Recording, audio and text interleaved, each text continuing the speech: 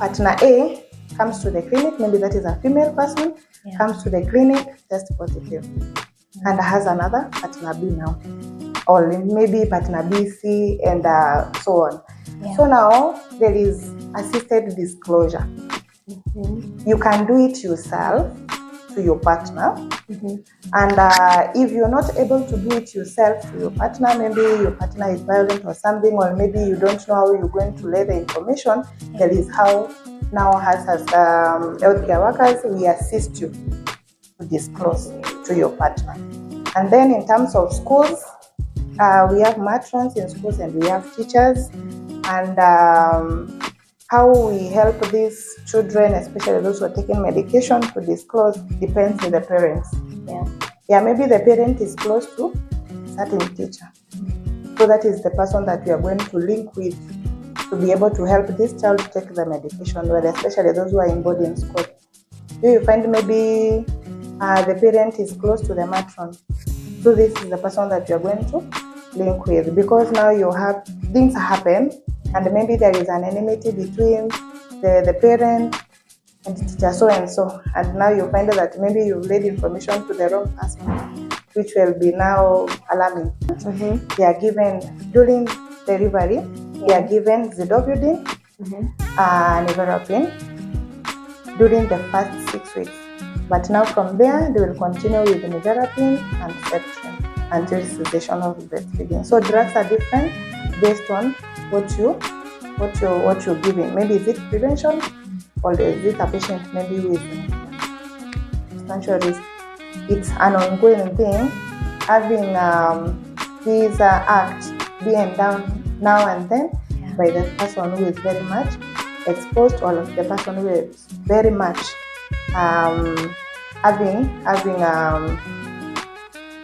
having maybe intercourse with other people outside there. So these are the people that we start on PrEP. And then what are these drugs for PrEP?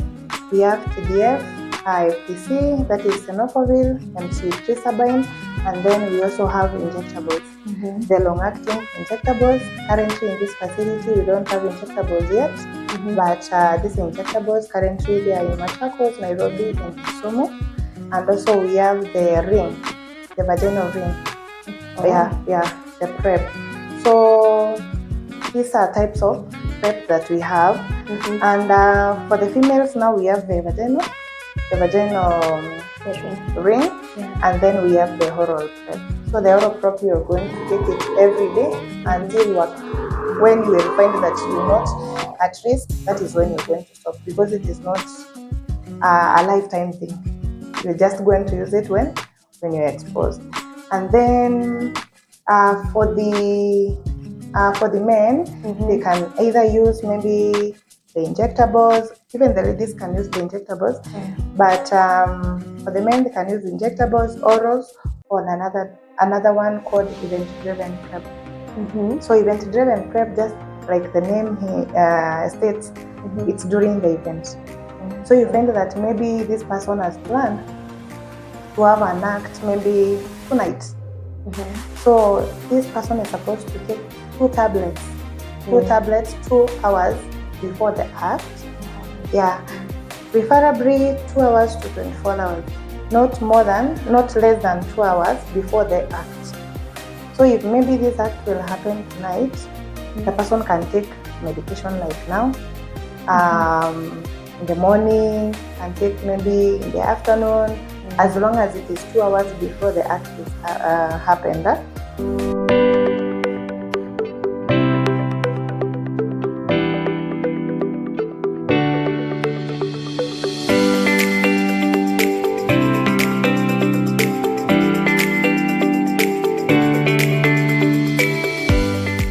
Hello guys, this is the mashup with Kawira and Mwaura, and this is the place to be. So we are here with our 7th episode, and Daktari is in the house. So Daktari would like you to introduce yourself and tell us what you do. Okay, thanks so much. Mashup with Kawira and Mwaura. This is Winnie Gitonga. I'm a clinical officer working in PCH Hospital in a department called Family Health Clinic. Yes, that is where I work. Wow, it is so nice to have you here. So, of course, our topic today is HIV and AIDS. Na kuna hii time yenye huko Meru walikuwa wanasema HIV is really on the rise and people are just making jokes about it. So can you tell us what is HIV and AIDS and maybe if there's a difference between HIV and AIDS? Okay, thanks so much. So there is a difference between HIV and AIDS. So what is HIV? HIV is a human immunodeficiency virus. So it is a virus which invades the human, which invades the immune system, that is particularly the CD4 cells. And once the virus gets into the CD4 cells, it makes the immunity of a human person becomes low, and now the person will be prone to get so many other opportunistic infections. And now the AIDS, now it is the advanced HIV. Also, that means that if somebody gets detected with HIV, they can avoid going to AIDS. Yes, that is true, because what happens, there is that in the life cycle of HIV. So once this virus gets into the attachment with the receptors of the CD4, it later fuses to the CD4 cell, and now there is a lot which happens in the CD4 cell. So we hear people talking about incubation period of 3 months so that maybe you can be tested for HIV. And if you test today negative, and then maybe after 3 months you test positive, it means in between it was an incubation period. So that is now the life cycle of the HIV. There is a lot which happens in the CD4 cell, and once now it replicates into many viruses which are active for HIV, it attacks the other CD4s in the body. So you find that there is what we call viral load. Viral load is the amount of the load of the virus in the body. So once you take in the ARVs, that is now the antiviral drugs. When you're taking these drugs, the viral load, it suppresses the virus in the body. So what happens is that if you come today, you tested HIV positive. First of all, what we normally do, when you come to the clinic and you test positive, there is counseling that is done. There is pre-test counseling, there is testing, and then the post-test counseling. So now after you're done with the post-test counseling, you are enrolled to care. And that is when now you started on ARVs. And also there is other baseline investigations that they are done. So now after you complete 3 months taking ARVs well, you are nearest to the medication. And now that test, what we are calling now the viral load test, it's done. After 3 months, it's supposed to be undetectable. Undetectable, it means that there is nothing which can be seen from the test that has been done. So even you can't transmit if the viral load is undetectable. So this virus, what happens is that now when you take the antivirals, it suppresses the virus in such a way that it cannot be detected. Yes, you have the HIV disease, but now it is not being detected by that test. So it means that you can't transmit this disease to somebody else. Yeah. And at any point, can somebody stop taking medications just because the viral load is low? No. Actually, we discourage people from having tests done if at all you know you are HIV positive, because it happens that today you test positive, you start taking your medication well, and then after the follow-up of these viral loads which are being done, they become undetectable. So you find it to some point after taking these drugs for a long time, when you go for the normal test now for the HIV, it may turn negative. But that is a false negative. So that's why we discourage these patients who are taking medication from having a repeat test done, which is the trying screen. That is those tests that we normally do for these patients. So if you have this test done, a repeat of it done, after already you know your status is positive, the likelihood, if you are well matched adherence to medication, it might be negative. And then now there is that assumption that maybe you are healed, you took your medication well, so you are no longer having HIV. So you find that there are those patients who may stop taking their medication, and even the faith healing issues. Now you find that when these patients come to the clinic, there is a lot that we do so that now we cannot have these things happening. During that counseling, there is a lot which is being done during the counseling so that we can be able to gap all these things which might come afterwards.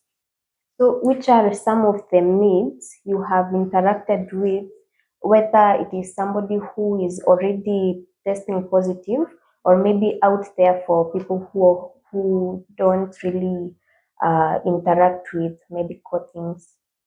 Okay, some of things that we have had patients talk about, or even maybe in the community, is through the transmission of HIV. Okay. So we know that it can be sexual. That is true. That is not a myth. But now some of these myths that we have had people talk about, it's like maybe shaking hands, sharing utensils with people with HIV/AIDS. So you find that some people tend to isolate these people who have HIV/AIDS, and once you know that person A and B maybe they have HIV, you find that some people tend to stigmatize them. Yeah. And maybe if a person tests positive, who should they consider telling about their condition? For example, we have had cases like maybe a student in a high school test positive and they don't have self-esteem. So maybe they end up telling a teacher, and the teacher maybe leaks the information and it affects them. So how can somebody choose who to tell about whatever they are dealing with? Okay, we have groups in the clinic, and especially for children, we have the Kali HIV groups, and also we have the AYP groups. So for the Kali HIV group, that is now for the group between 9 years and below, and then we have AYP, that is now adolescent and young people, that is between 10 to 24. So during this time, we educate them with their mothers, or their fathers, or even any caregiver who is taking care of these children, and we take them through a process of disclosure. So disclosure is different. Who is who? So if it is a child, there is that process of disclosure which is done so that we start. We initiate from 6 years.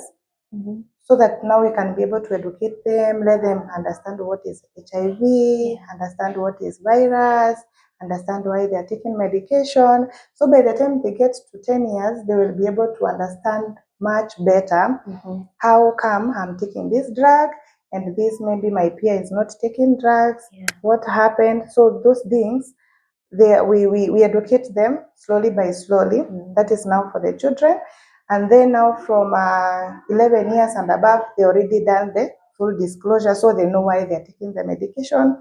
They know maybe it is a mother-to-child transmission, that is why they're taking the medication, and how they're supposed to be taking the medication, and also how they're supposed to be attending the clinics. So the other disclosure that we do, it's for the adults. Maybe partner A comes to the clinic, maybe that is a female person, comes to the clinic, test positive, and has another partner B now, or maybe partner B, C, and so on. So now there is assisted disclosure. You can do it yourself to your partner. And if you're not able to do it yourself to your partner, maybe your partner is violent or something, or maybe you don't know how you're going to lay the information, there is how now us as healthcare workers, we assist you to disclose to your partner. And then in terms of schools, we have matrons in schools and we have teachers. And how we help these children, especially those who are taking medication, to disclose depends with the parents. Maybe the parent is close to a certain teacher. So that is the person that we are going to link with to be able to help this child take the medication well, especially those who are in boarding school. You find maybe the parent is close to the matron. So this is the person that you are going to link with, because now you have things happen, and maybe there is an enmity between the parent and teacher so and so, and now you find that maybe you've laid information to the wrong person, which will be now alarming. So this is something that now we get assistance through the parents of how we are going to help the disclosure done. And it is not a must the disclosure to be done if at all the child here, or maybe this HYP person, will be able to take medication on his or her own. Yeah. So far, so good. We are getting very enlightened on this matter of HIV and AIDS. You have mentioned about mother-to-child transmission. Can that take place in the womb, or how does that happen? Okay, so we call it PMCTC. Okay. That is now prevention of mother-to-child transmission. Mm-hmm. So this is transmission can be done, can happen during pregnancy, can happen during delivery, and can also happen during breastfeeding.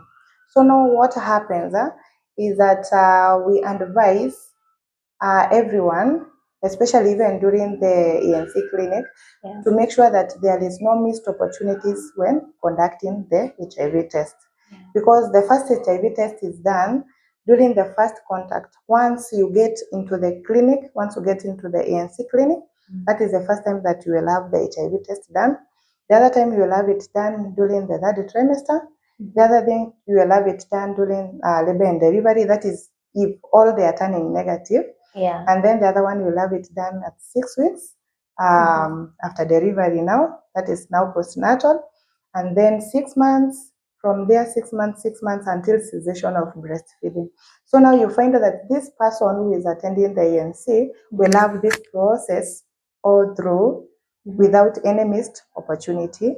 But now you find that sometimes you may know that you're pregnant, but you start in the clinic maybe very late, at 7 weeks, at 8 weeks, and then things have happened in between. You later find out that you're HIV positive. Maybe there is that denial and what have you. You find out that during the time of delivery, maybe you've not even started taking medication. So now the baby, high chance is that the baby might be positive, because now maybe you, during the process of conceiving, all that time you were positive, you didn't know. The test was not done early. You've delivered. Maybe during delivery, you did do it even in the hospital. Maybe it happens at home or something. But what we enlighten people, even in the community, it is good to have the ENC clinics done early, especially once you find out that you're pregnant, start the clinic as early as possible, so that all these things can be done. We can have all these tests being done, yes, so that we cannot have any miss opportunity in between. And then there is that care for the mother. So once you turn positive during pregnancy, it is there is no problem that you will be started on medication. Not that because you're pregnant you start medication. So once you test positive, either of the tests, you'll be started on ARVs. And then if maybe you tested during maybe breastfeeding, still you will have to start on the ARVs. And then there is that prevention of the child.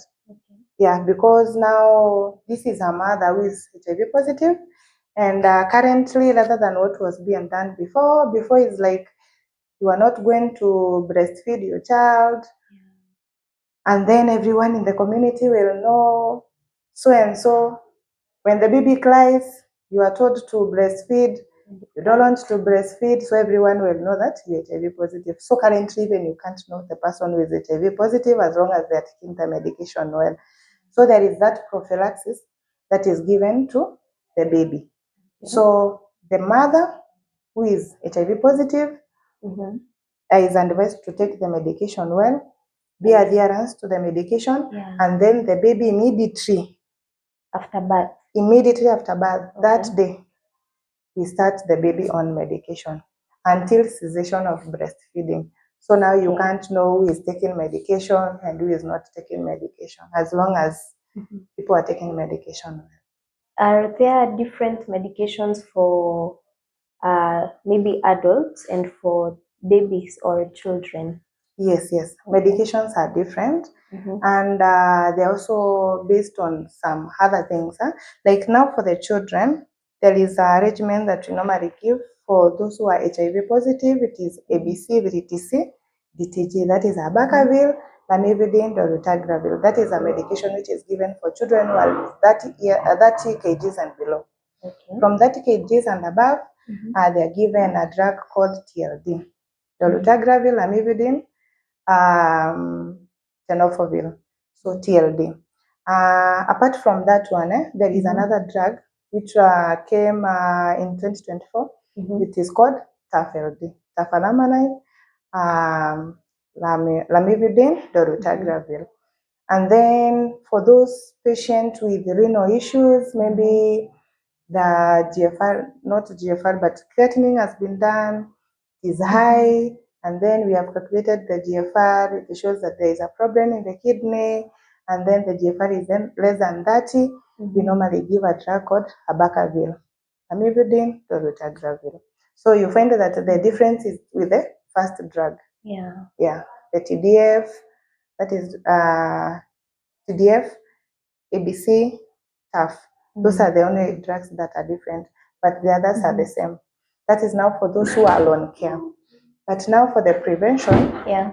it's a bit different, because you find that for hay, that is now HIV exposed infants, they are given during delivery, they are given zidovudine, nevirapine during the first 6 weeks.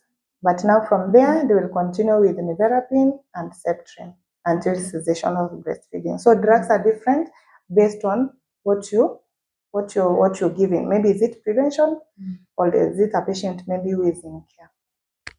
And are there medications for people who feel like they have been exposed to HIV, because there are medicines for children with HIV positive mothers, but maybe somebody is sexually active and they are not sure about the state of the person they were with? Are there medications for such situations? Yes. There are two. We have PEP, that is post-exposure prophylaxis, and we have PrEP, that is pre-exposure prophylaxis. We start with the first one, the PEP. So the the post-exposure prophylaxis, it is a drug which is given after an exposure. So maybe you had an intercourse with someone of unknown status. Maybe you had an intercourse with someone with multiple partners. It happens that maybe it is a one-time thing, maybe it's not something that will continue. So you come to the facility, first thing we test you, because we are not sure about your status. You can't know your status if you're not tested. Sure. So you come to the facility, you tested, if you test negative, you started on PEP. That is now for the post-exposure prophylaxis. So that this drug is it's one of the ARVs, that is TDF, DTG, that we give to the adults. And then it is not a must that the exposure will be sex. Okay. The exposure might maybe blood splash, especially for us who are working in the facility. The exposure can be through maybe injecting, maybe you are injecting a patient and then you get a needle prick. And also can be because of sharing needles, especially for those who are taking drugs, injectable drugs, and any sharp objects. So there are those other things apart from sexual intercourse, which may lead you now to be exposed, and therefore you will be eligible to get the PEP. So that is now for the PEP. So the duration that you're supposed to take is for 28 days. And when are you supposed to come to the facility? You're supposed to come to the facility within 72 hours. That drug is effective if you take it early enough. So after 72 hours, it's 50-50. Yeah, that is now for the post-exposure prophylaxis. Now for the pre-exposure prophylaxis, it's a drug that is taken due to a substantial risk that you're encountering. Maybe you have someone who is HIV positive, not taking medication well, the viral loads are detectable. You find that all the time when these patients, now the partner comes to the clinic, the recount is not good. The adherence is not well. So this is someone who is very much at a position to transmit HIV in the community. So if you have such a partner, you're very much eligible to get this drug called PrEP. And then if maybe yourself, you have multiple partners and you don't know even their status. Because once you have multiple partners, even the status of the other multiple partners you don't know. So you're very much eligible to get PrEP. The other thing is for if you get recurrent STIs, now and then you're being treated for STIs, it means that you are at a position of getting HIV. So mainly those are the kind of people that we mainly start on PrEP. Or maybe a couple comes in the facility, and then one test positive, the other one test negative. So you find that the one with test negative, we are going to cancel these patients to be able to start on PrEP, because now the partner is positive and this is a new person who is positive. Maybe this is even a new partner. They have never maybe been into intercourse, so that's why they have come to the facility to have the test done. So this is where now we are going to start this partner now on PrEP, so that because this person is at a substantial risk, it's an ongoing thing, having these acts being done now and then by the person who is very much exposed, or the person who is very much having maybe intercourse with other people outside there. So these are the people that we start on PrEP. And then what are these drugs for PrEP? We have TDF, FTC, that is tenofovir, emtricitabine, and then we also have injectables, the long-acting injectables. Currently in this facility, we don't have injectables yet, but these injectables currently they are in Machakos, Nairobi, and Kisumu. And also we have the ring, the vaginal ring. The PrEP. So these are types of PrEP that we have. And for the females now we have the vaginal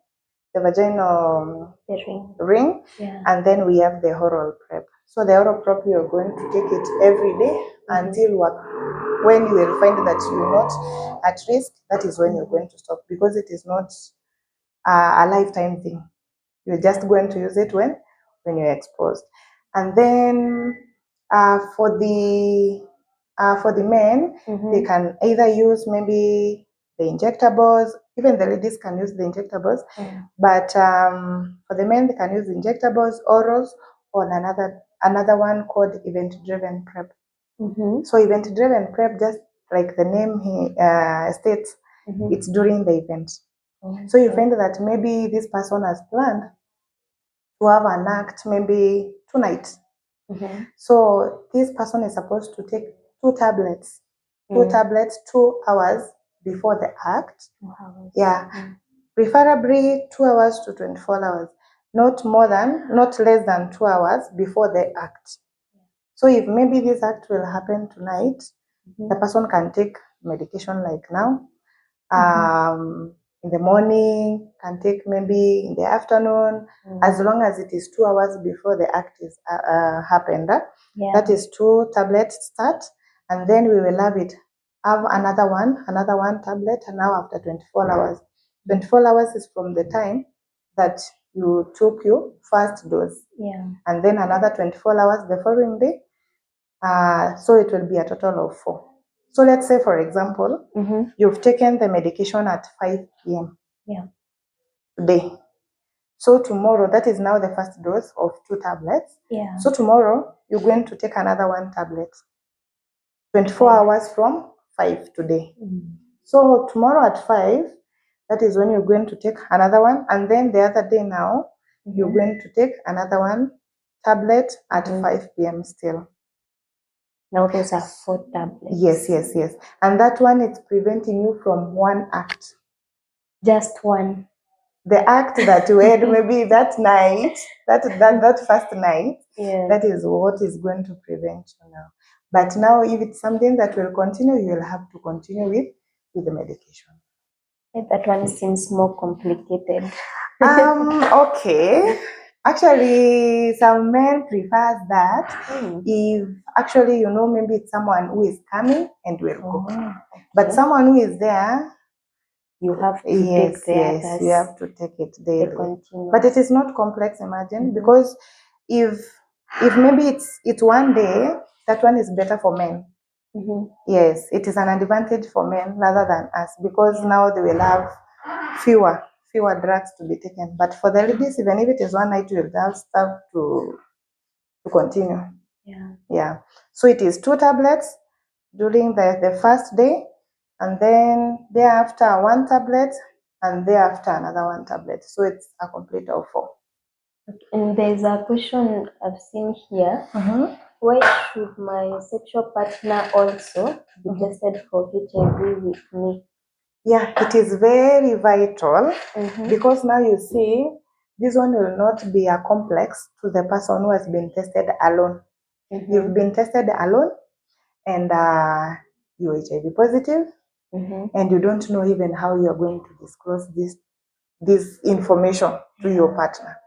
But you see, for this one, whereby you're going to be tested with your partner, it is easier because the 2 of you will be tested at the same time, and the counseling will have been done. We normally do the pre-test counseling, whereby now the couple will be counseled on what might happen. The test might turn positive, it might turn negative. What will happen when the test turns positive? You're supposed to be started on ARVs. What will happen if the test turns negative? You're supposed to be started on prevention. And also bearing in mind that this is a partner, maybe it's a couple, it's a husband-wife thing. So there is the other things that comes along, the aspect of what will happen if one is positive and the other one is negative. This, we call it a disconduct couple. So if one is negative, will be given prevention. If the other one is positive, will be started on ART. And then counseling will be done to this couple, because actually we don't want them to leave each other. They love each other.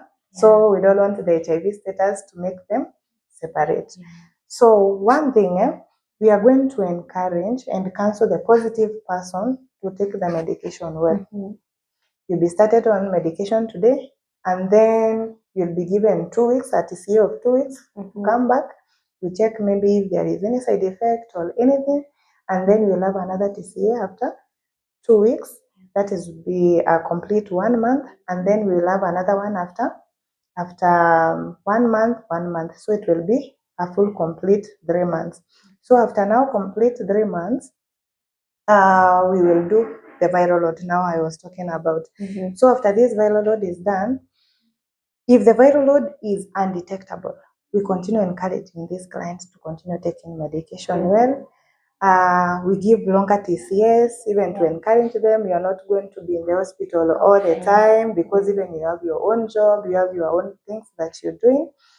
So we do another test now at 1 year, and then we continue annually. If it is a person who is 25 years and above, not 25 years, yes, 25 years and above, 24 years and below, even if it is a couple, we will do 6 months follow-up of viral load. So this is now for the person who is positive. For the person who is negative, we will give this person PrEP. Yes, and then we are going to encourage this person to continue being a mentor or maybe a treatment supporter to the person who is positive, so that now they can be able to have a good family. We encourage them that even children won't be having any problem. If maybe the one who is positive is the wife, we will counsel them about how they are going to conceive, when they're supposed to conceive, because if you have high viral load and you conceive, not taking medication when and then you conceive, there is a likelihood of transmitting this disease to the baby. Yeah. So there is that counseling now we take through this mother. If maybe the wife is the one who is positive, if the husband is the one who is positive, we still do the same, though now the wife is the one who is going to take PrEP, and they continue their life very well. So that is what we call U is equals to U. That is undetectable is equals to untransmittable. Okay. So once the viral load is not detected, you can't transmit. Yeah. You always give what you have. That's true. Yes. So if it is not detected, you can't transmit. So if we reach to that level, we normally say after 2 consecutive suppressed viral loads. So if the first viral load is done, it's suppressed. The other viral load is done, it's suppressed. Even the other person will stop taking the PrEP, because now they have reached to the point whereby now the HIV virus cannot be transmitted. Yes. Now we have talked about HIV, and we said that there's a difference between HIV and AIDS. Now tell us about AIDS and what does it look like, and how, like, if there are symptoms, how is it treated, something like that. Okay. So the first thing, the virus gets into the body, you get HIV. And then if the HIV is well maintained, well controlled, you've taken the medication well, you don't reach to the point of AIDS. But now, once the virus gets into the body, this person maybe has not been tested, don't know the status, the body continue to deteriorate. So what happens is that the CD4 cells, they are killed, so they are diminished in such a way that when the CD4 cells, when we conduct that test for CD4, we'll find that the CD4 will be very low.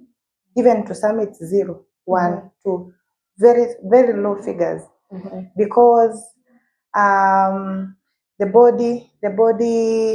CD4 cells in the body, they have been hijacked by this virus. So you'll find that the CD4 is very low, but the viral load is very high. So it is the opposite of the other. So you find that this person is very much exposed to getting other infections that we call them opportunistic infections. These are infections like tuberculosis, infections like cryptococcal meningitis, cancers like Kaposi's sarcoma, cervical cancers. These are things that are related with HIV. So these opportunistic infections, there are very many. They get to these people whom immune is very low. So once these opportunistic infections hijack the body, that is what kills the patient. Actually, it is not HIV which kills the patient. So now we go to the advanced stage. We call it AHD, advanced HIV disease. That is now what we will call AIDS. So you find that like the picture we had before, like the videos which were circulating before in high school during them days, maybe the days of our parents, yes, showing how scary the HIV hits. That was not actually the HIV, but that is AIDS. Yes, that is what now will be the signs and symptoms of AIDS. Yes. And is there treatment for AIDS? What happens when somebody gets to that advanced stage? Okay, what we treat, we will continue treating HIV because the virus is still in the body, but because the immune is very low and now there is other infections that have invaded, that is now the infections that we will focus with. Let's say maybe what has invaded the body is the cryptococcal meningitis. That is what we will focus on to make sure that maybe we do away with the cryptococcal meningitis, of which now when we lead to the very end stage, you'll find that even treating it, it's a bit difficult. It's 50-50 thing. So you'll find that It may work, it may not work. So that's why we encourage our clients to always take medications well, so that we cannot lead to that position. Because we find that now, like the medication for cryptococcal meningitis, the first 14 days, it's very technical. It's something that makes a number of people not to go through it. Yes. And if I may ask, that AIDS, is there a way to boost the immunity once the immunity has gone that low? What happens is that there is what we counsel our clients, like the way a negative person lives, that is the way now these patients are supposed to live. Like now eating healthy, that is what they're supposed to do. And there are other medications that we give, at least maybe to boost, like now the fluconazole, that is the medication that is given to someone who is having very low CD4s. At least to boost it, they should be 200 and above. So if it is less than 200, we give fluconazole, we give septrin, at least to curb these many opportunistic infections that may come along. Yeah. So let's talk about HIV among the young people, because they are sexually active and most of them you find they are not taking precautions. Yeah. Okay. Like let's say in our facility, we have quite a number of AYPs, or maybe we'll call them the adolescents and young people who are enrolled to care. So what happens is that a number of them, they are born with. Okay. Yes, and there are those now that they have now the HIV virus during now as they progress with their years. And we are getting quite a number from schools, from high school, between high school to university. Yeah. There is quite a number of AYPs that we are getting. That is now the adolescent and young people that we are getting during that time. And we are getting this because they are very much exposed. Yeah. Yeah, they know what is happening. We can see what is happening in the media. They are trying to practice what they can see. And actually, the counseling is being done.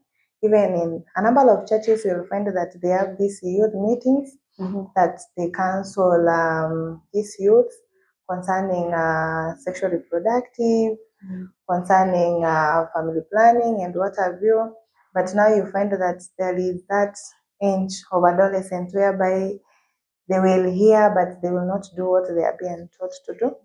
But we don't give up on them. We normally have groups in the facility welcoming these youth come to the facility, and then we teach them on the ground what is happening and show them what is happening. Because now you find that a number of the positives that we have had, like in the last one here,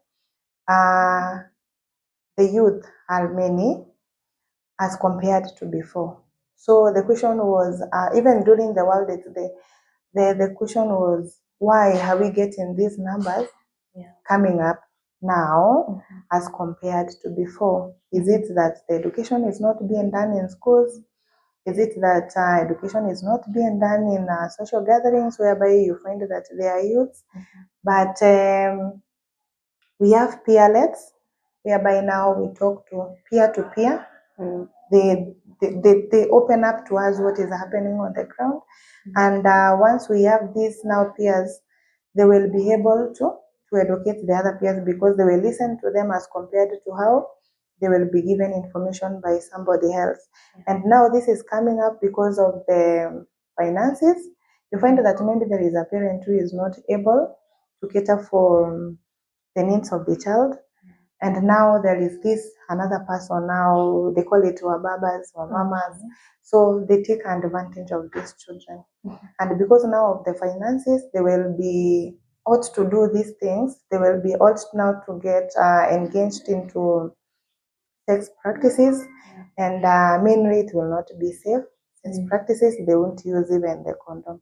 So you find that these infections, it mainly between the old age and the young age.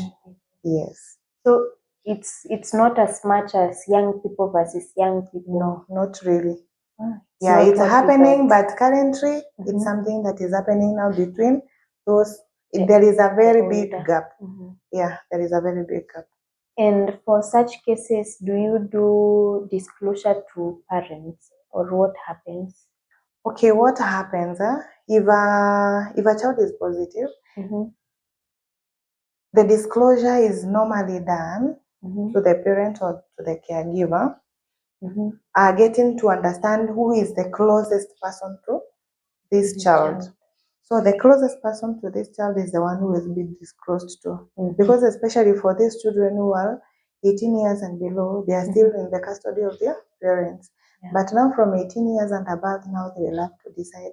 We can't judge on that. Are there cases where you don't disclose at all? Maybe for couples. Are there times that you don't disclose at all to the close people? One thing, let me make it clear. For disclosure to be done, there must be a consent. So if it is not consented, we can't do that.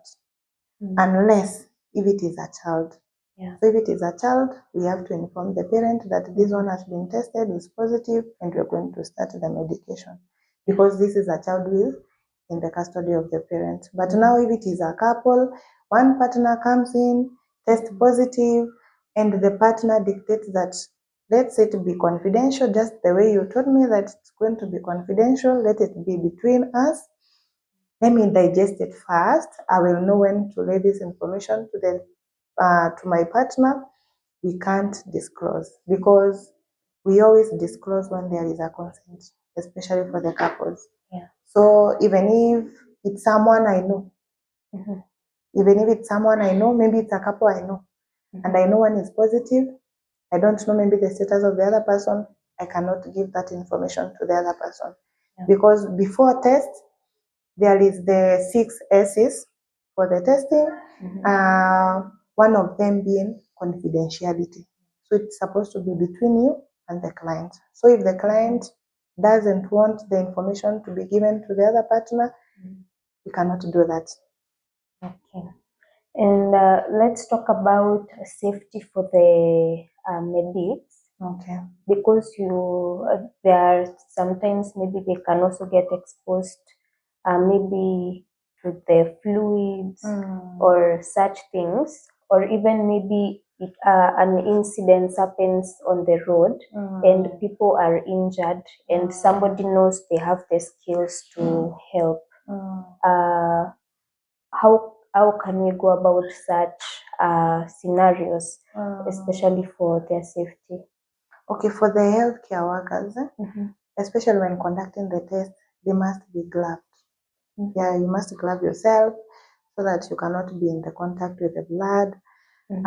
So if maybe accidentally you're injecting maybe someone and you inject yourself, immediately you're supposed to be tested also and be started on the post-exposure prophylaxis because already you are exposed. And then if maybe you're doing maybe surgery or something happens, you get blood splash maybe to your eyes or maybe to a wound maybe that you have somewhere in the body, you are exposed, you're supposed to be started on PEP.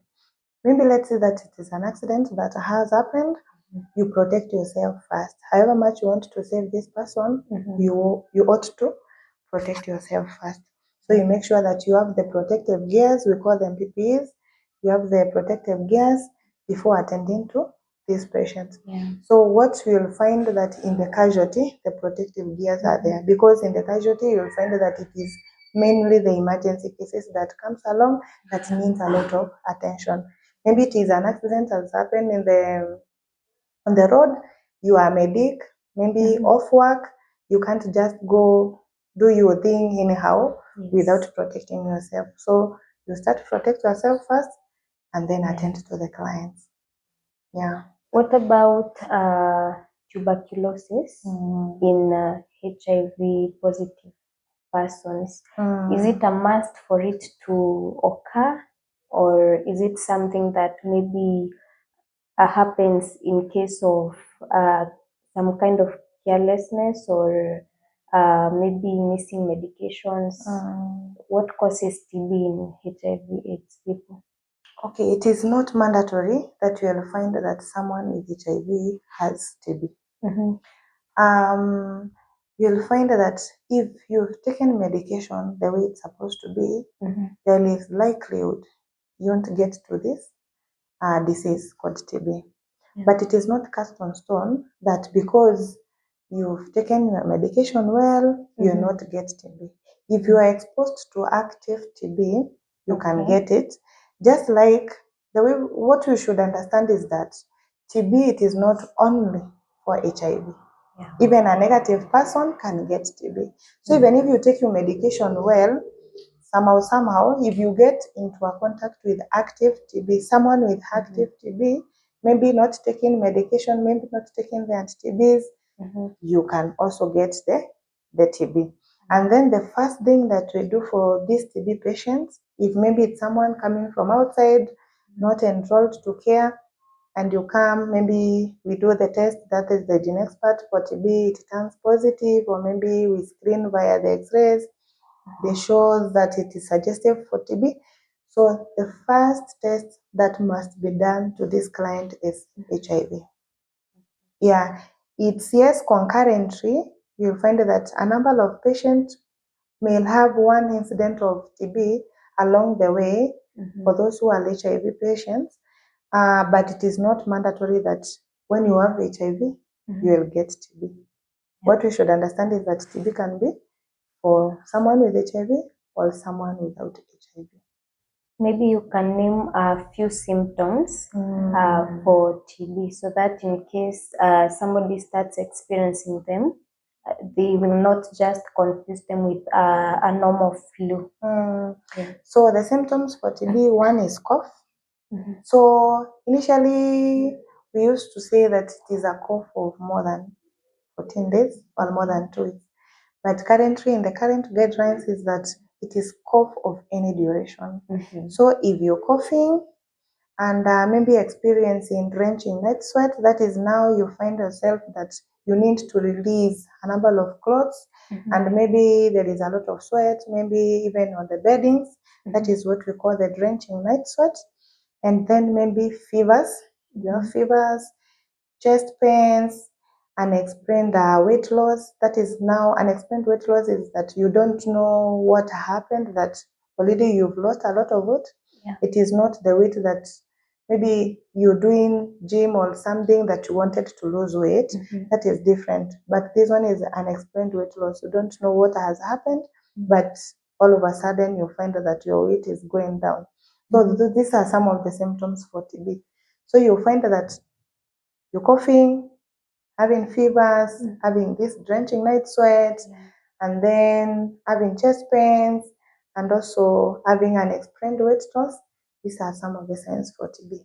So it's good you come to the facility and then have the test done necessary, check if you have TB. And how long can it take for the TB to develop and show the symptoms in the body? So there is what we call the latent TB and active TB. So for the latent TB is like you are exposed to the TB, and but it is not active. It is not showing the signs. So for the latent TB, that is when we advise people to take the prevention that is called TPT. The prevention, especially now for someone who is having, maybe someone living in the house who is having TB, you advise the other people living in the same house to take the prophylaxis because they have someone with active TB in the same household. So they are at a very high risk of getting this TB. So that duration of latent TB is when we give the prevention before it becomes active. Now, once it becomes active, that is when now we give now the medication to treat it. Yeah. So what is one word of encouragement you would give to people who are undergoing treatment?